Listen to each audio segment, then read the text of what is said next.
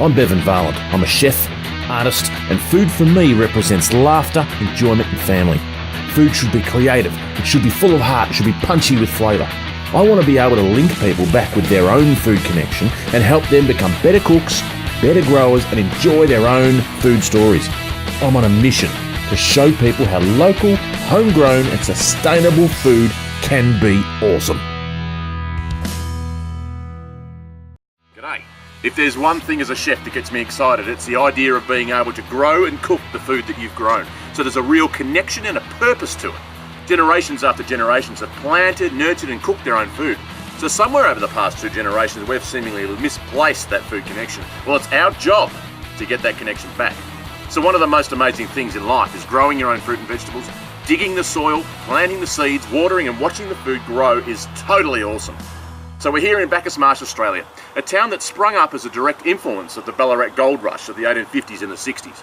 Its heritage buildings lead into the world famous Avenue of Honour. As a chef, there is no better place to live.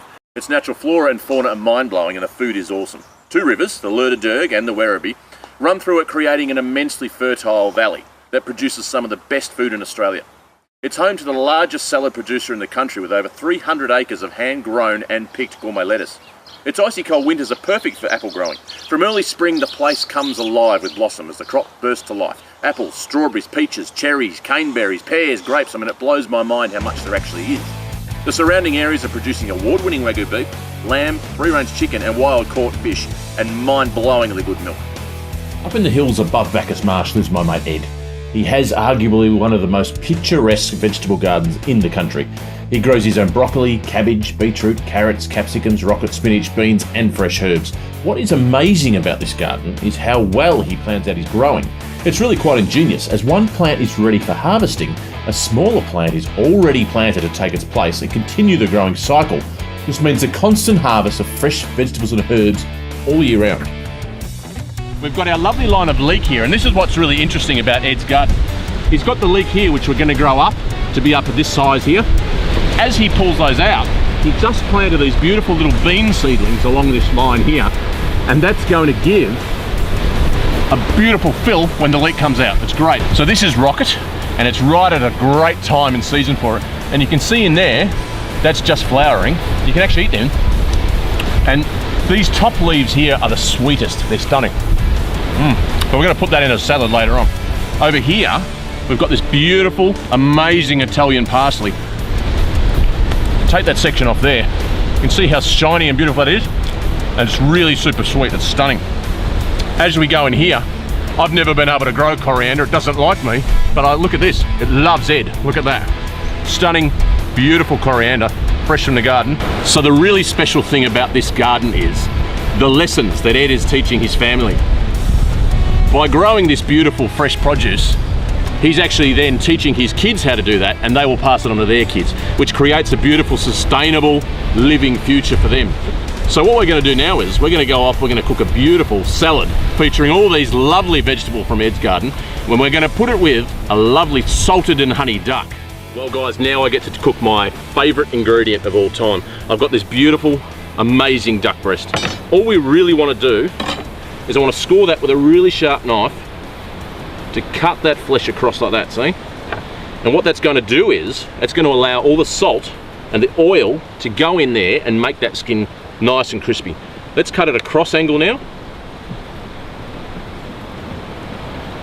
What I want to do to that is get a whole lot of salt, being salted duck, and get it into there. We really want to crack that in there.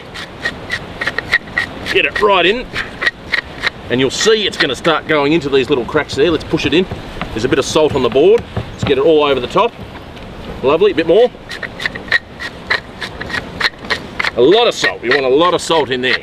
What we want to do now is we want to get a little drizzle of beautiful Aussie olive oil. Just a little bit. We don't want the olive oil to burn when it goes on the pan. We really want the skin to be rendering down. And the beautiful thing about the duck is, as we rub that in, because that skin there is so thick, it actually renders down a hell of a lot of fat really, really quickly. So, okay, next step. We've got a little fry pan on in there, it's nice and hot. I want to go skin side down. Let's get the other one in. So So that's going to go for about 4 or 5 minutes. We're really going to judge it by look on that hot pan. You're going to start to see all this fat will render out from that skin there. Okay, empty jar, always fantastic. Some beautiful Aussie olive oil. We want to get about 2/3 olive oil to 1/3 of the acid. Okay, I reckon that's almost enough. Beautiful, lovely. We're going to put our acid in now. So, balsamic vinegar. In she goes. So we want to get about 1/3 of that to the olive oil. Lovely. And you can see that that's not going to come together. It's always going to be separated. So what we have to do is actually emulsify that. So what I've got here is I've got a bit of honey. Squeeze it in like that. That's going to bring it all together. Now, I want to tell you about this. We're obviously in Australia. We're cooking some amazing Australian produce. I've got this herb. If you guys around the world can get this hold of this herb, it is amazing. It's actually called lemon myrtle. It kind of smells and it tastes like lemongrass, lemon balm, and lemon all together. Let's throw a little bit in that, and we're going to garnish it later on as well. All right, now comes the good bit. We whack it in that jar, and now we just shake the living crap out of it. All right, and you can see there it's starting to come together, and that's exactly what we want to do. All right, and that in there has come together as the most amazing dressing you could ever have. The duck's crackling, the dressing's done. It's time for our awesome Ed veggie salad. All right, I've got some beetroot leaves straight off. And in here I've got the rocket, I've got some coriander, I've got the tops of the carrots, all those lovely things in there which are going to give it nice flavour. All I literally want to do there is give it a rough rip. All the natural oils and the juices are going to come in there like that. Okay. You can actually eat the entire stem. However, I want to take that off, so we've just got that little bit. And we just want to get some nice red flavour in there. It's going to give a nice bit of beetroot juice. Look at that, beautiful. A big few chunks with those end of the leaves. Okay, straight into the bowl. Got this beautiful salad. You can see there it's got a lot of life. We want to go a little bit more Aussie. So what I've got here is these stunning Australian grown macadamia nuts. So these are actually native to Australia. If you get a chance to eat them, they're absolutely stunning. Whack them in a bicky with some white chocolate, they're great. Let's just get a handful. You can see how chunky and hard they are. That's going to give a nice bite and a nice crunch to the salad as we're going. Let's throw a bit of the fresh lemon myrtle in.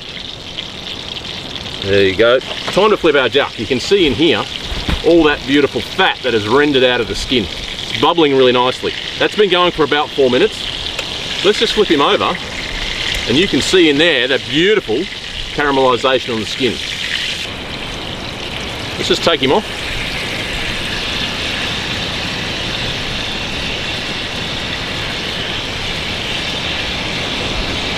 What I want to do there to get our salted duck into honey duck is literally go over the top of the skin. That's going to go in between all the skin. It's going to go in with the salt. It's going to be savoury. It's going to be sweet. It's going to be stunning. Our duck's resting. This beautiful salad is ready to crack. Our dressing, let's give it another shake. We want to pour a little bit over the top. It's probably just enough to coat all those beautiful herbs and the rocket and the lovely macadamias. Let's toss him around there. You'll start to see it'll start to glisten up and be all beautiful. Look at that. A stunning salad which has come straight from the garden just up the hill. I'm going to try it just with that dressing. Oh, bang on. Awesome. Awesome. We want to do some nice slices. And what we'll see in there is the most beautiful soft and pink flesh. Okay, a little handful of this beautiful stunning salad. Let's whack him on here like that. Get a few sort of bits more macadamia nuts in there. Get him over there. A few bits of the beetroot. That's lovely. A couple bits here, a couple bits there. Some more lemon myrtle over the top. Sprinkle him all over there. Get a nice lot of flavour all around the board. And now our beautiful honey salted duck. Here we go. Simply there, just in front. A little bit of our dressing. just to give it a bit of a kick on top of the dark with the honey. Lovely. And there you go, guys. That is the most simplest, beautiful honey salted duck and a lovely salad straight from Ed's Garden.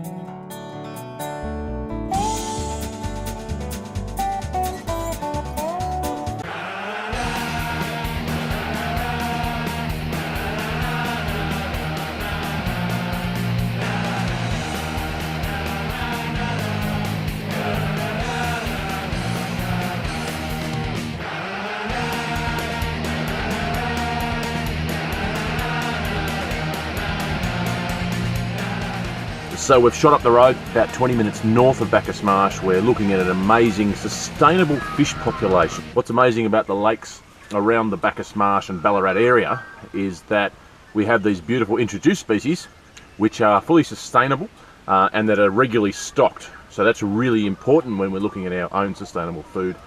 We have beautiful rainbow trout, we've got brown trout, there's some English perch that float around. They can be a pest, but damn, they taste fine. So we're going to go out now, we're going to have a really good fish. We're going to see whether we can try our luck at catching an amazing brown or rainbow trout.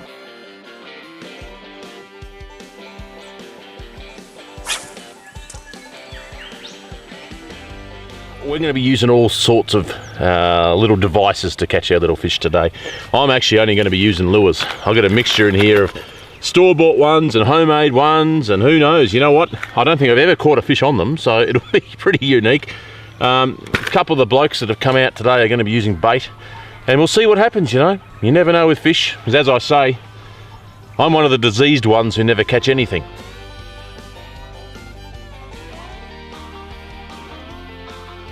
We've come to a really nice little place over here. You can see some little movement just over underneath the water here. Fishermen just up the bank there has just pulled in 4 beautiful big redfin, which will be an absolutely beautiful meal. So let's try to get this brown. Fantastic.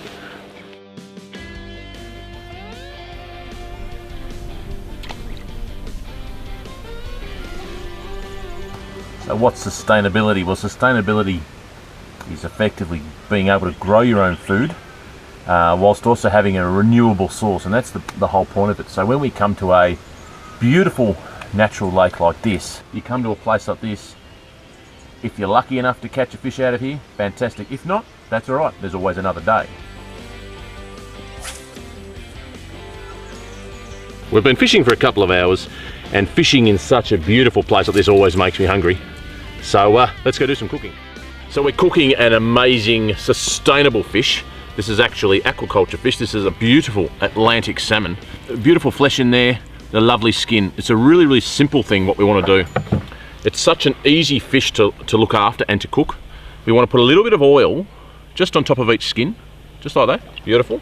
Let's rub it into that skin. So we literally just want to flip that over, and that's just going to give that inside bit of flesh there a little bit of the lovely olive oil. We want to salt that. There we go. Salt the skin. Let's put a bit of cracked black pepper on there. Lovely.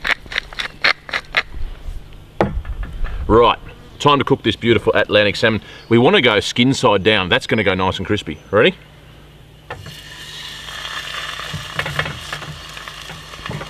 The skin will actually start to stick pretty quick. So you just want to move him around a little bit. It's now time to feature these amazing vegetables. Now these are all baby heirloom vegetables. You can see in here I've got a range of beautiful gourmet tomatoes on the vine. I've got purple beetroots, I've got golden beetroots, candy beetroots, blueberries, baby turnips, frisee. I've got some beautiful radish, which was grown by my son. I literally just picked this morning. It's beautiful heirloom vegetables that are going to taste the best because they're very, very young. Okay, I just want to keep that fish moving. And you'll be able to see under there, it's just starting to seal up. The best way to tell when a salmon like this Atlantic salmon is getting ready, you'll start to see that the white of the flesh will start to grow, and it's generally a great time then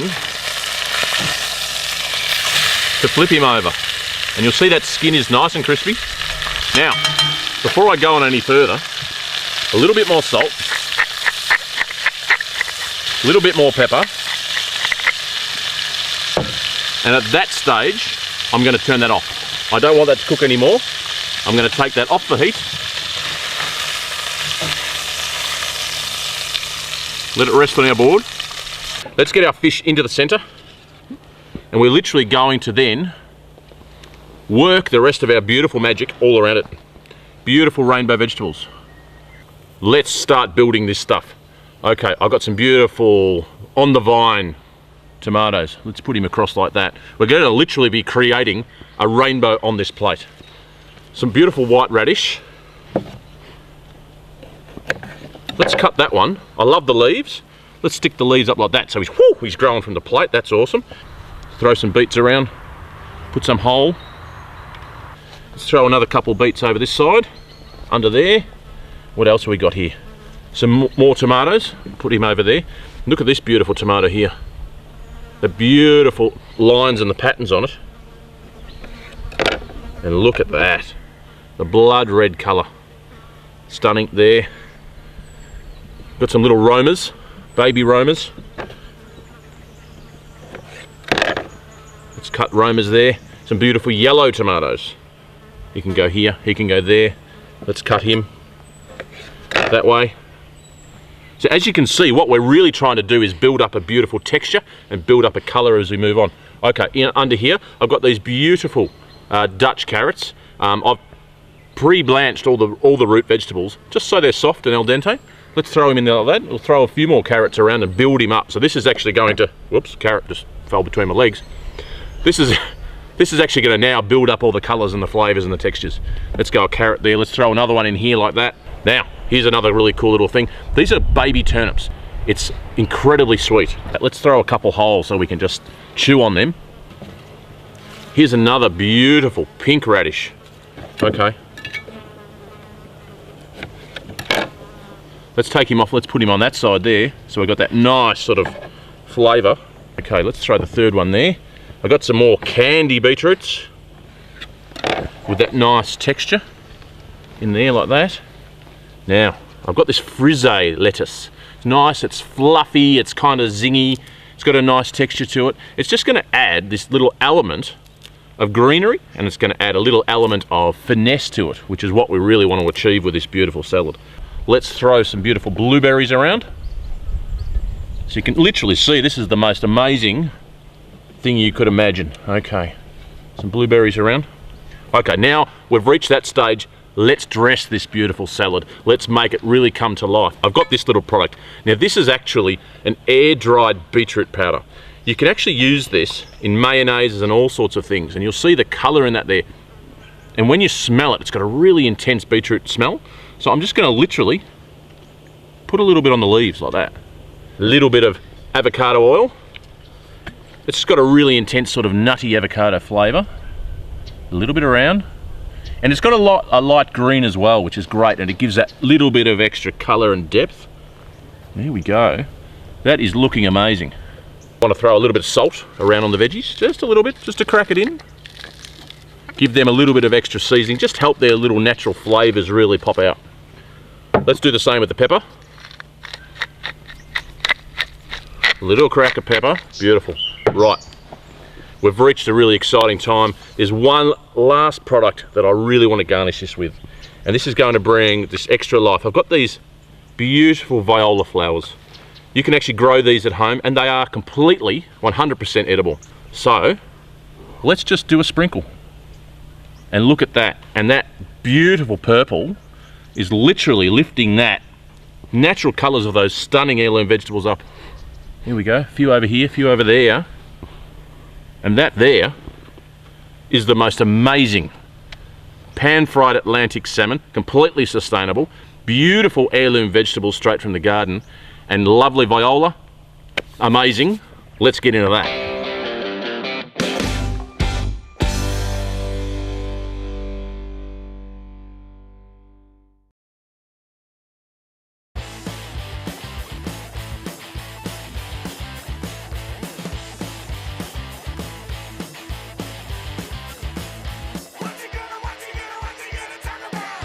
So we've shot up to Riddles Creek, which is about 45 minutes northwest of Bacchus Marsh. We've come up to visit Michael, who's a mate of ours, who's got this beautiful 140 acres up here. He grows his own sustainable livestock. So he's got beef, he's got sheep, he's got pig, you name it. He's got beautiful lambs jumping around. It's going to be really cool. We're going to cook up an awesome meal, and we're going to see how a family runs a farm sustainably and ethically.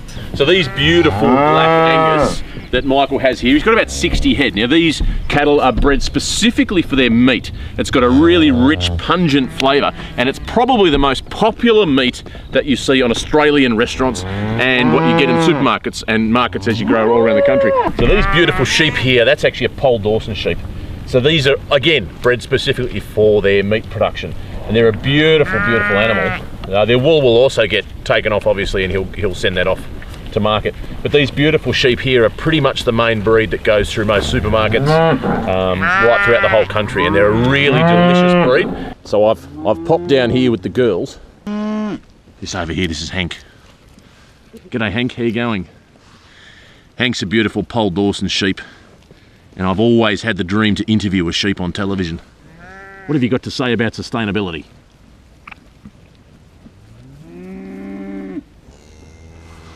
I think the bread's more interesting, but that's cool. Also over here we've got our beautiful goats. Now these are actually boar goats, and they're actually a South African breed. And again, you can see they've got their horns and that woolly sort of fur on them. They're actually, again, bred specifically for meat production. So this is Stephanie. She's a beautiful salami pig, you could say. She's 5 years old. Yep. Now, the interesting story about this little girl is that that she was just about to be turned into bacon, and Michael's daughter actually went, no. So she's actually come to a really good place. She's got to have a beautiful life on this pasture. Things we do for television.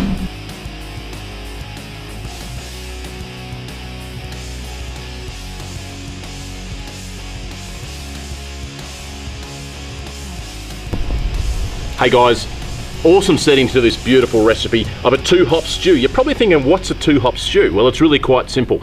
We've got this beautiful rabbit, which Michael's actually shot off his property here, which is a pest within Australia. We're gonna throw in some beautiful homemade beer, which is our second hop. There's our 2-hop. So the beautiful thing about this awesome 2-hop stew is that we're gonna actually be cooking on coals. So we're gonna get that beautiful smell coming through. So first of all, just wanna get those big babies out now. She's really red hot. You can see these beautiful red coals in there. Let's move them off the main flame. Let's get them down there so they're nice, right? Big beautiful crock pot. She's full, cast iron, really, really tough. Straight on the coals like that. All right. Beautiful olive oil. Let's get him in. In here, I've got all our beautiful ingredients, and they're effectively our base of our stew. I've got onion, I've got homemade salami, some garlic shoots and some chili. All right. Now oil's getting nice and hot. Homemade salami. This is straight from Michael's family. Beautiful. Let's whack him in there like that. We want to crackle him in. We've got these garden shoots that we picked from his garden just a minute ago. Throw them in whole. A little bit of dried chili flakes. In we go. Beautiful sage that I got from my garden this morning. You can see all there, she's just flowered. So all these beautiful husks of the flowers here are beautiful and crispy. So all I really want to do to that is strip him off, keep a little bit of that stalk in, that's good. Take that little bit of flower husk, get rid of that, and that goes in the pot. Fresh rosemary, again straight from my garden. Let's pull him off like that. Straight in the pot again. Let's get a bit more olive oil from up here, because it's too damn hot down there. Just in here, in this little jar of goodness, I've got this amazing Panch spice mix, which I actually made up at home. Have a smell of that. Oh, it's fantastic. It's got fennel, it's got nigella, lots of beautiful stuff in there, coriander, cumin. Let's put a good sprinkle straight in the pot. In she goes. Now that's already roasted, so that's going to bring out this intense flavour that's going to go bang, bang, bang straight into when we put the rabbit. Beautiful lemon. I just want to take the peel off. I want that pith. It has a little bit of bitterness in it. And I want all that beautiful citrine that's in the skin. All right, beautiful like that. Just that. I want to throw that straight into the stew. In she goes, all around. The lemon, I'm going to break it in half. Ready? I'm going to squeeze the juice. In she goes. Beautiful. That's going to give a real zing to it. So she's time for our beautiful rabbit. As I said, Michael shot this from his own property down here, which is a real pest within Australia. They were introduced back in the late 1800s, and they have just ravaged the land down here. So when we get a wild caught rabbit like this, the taste is going to be fantastic, but we know that it's healthy because the land here is so healthy. So we're going to throw that straight into our crock pot. All right. And under there, it's really, really coming together now. The smell of the salami, the onions, the lemon, and all those beautiful fresh herbs is just amazing. Let's throw our little bouncer in. Get in there, bouncer. I just want to keep stirring that round, and I really want to seal that flesh in, because that's our secret. So let's get him onto the hot coals. And I can tell you, working down here, it is bloody hot. All right. The smell, wow! A little bit of rock salt. That's our seasoning. That's all we need. It's time for our second hop in the stew. This is a beautiful home brew that I've brewed myself. It's actually an English porter, which I've brewed with half brown sugar, half white sugar, and I've put about 500 grams of vanilla beans into it. It is absolutely magical. That is going to be our liquid to our stew. Here we go. Oh. Instantly, the smell of the hops starts to really jump around. So we've got the two hops jumping around in the pot. All right, it's going to start bubbling, because it's going to start deglazing the pan, and all that lovely flavour that the rabbit and the onions and everything are just going to start billowing out. It smells amazing. All right, let's get that in there. Oh, look at that. A couple of years ago when I was at home at a different house, I was actually growing all these different types of plants. One of them was this awesome lavender. I kept some of these amazing lavender buds, a little pinch. It's got this fragrance and this sweetness. Let's throw that in on top. All right, that's it. Let's get that all in. So all that flavour is all around the rabbit. All right, throw the lid on it. Some of these coals. And I want to bring them up close, right around the pot. And what that's going to do is it's going to act like an oven.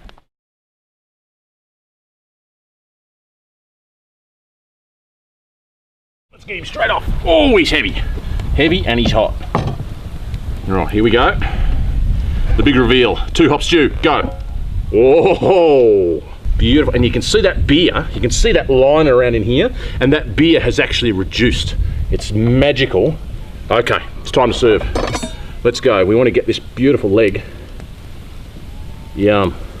Let's get him straight across onto there. Put him on there. And now, it's systematically, we'll just get little bits of our rabbit and all our lovely bits that are underneath, and we'll put them on top. We've got our lemon. There's a little bit of our yummy, beautiful hot salami. That's all down the bottom there. Look at that, a little bit on there. Oh, this is amazing. The flavour is just coming out in the steam, and it's magical. Fresh parsley straight from Michael's garden. Let's just put a bit around so it just sort of highlights the rabbit. That's all we want it to do. Because really the hero of this dish is that rabbit and that flavour that's in there. The parsley is literally just an accompaniment. So I've got this lemon that I picked from his tree earlier. All right, let's cut him. Let's cut him in a nice angle like that. Look at that, lovely angle. We'll leave the leaf on, we'll put him to the side. Bit more of our beautiful, homemade panch. Okay, here we go. Just over the top. It's gonna pull that flavour which is in the jus straight back onto the meat. Look at that, that is looking magical.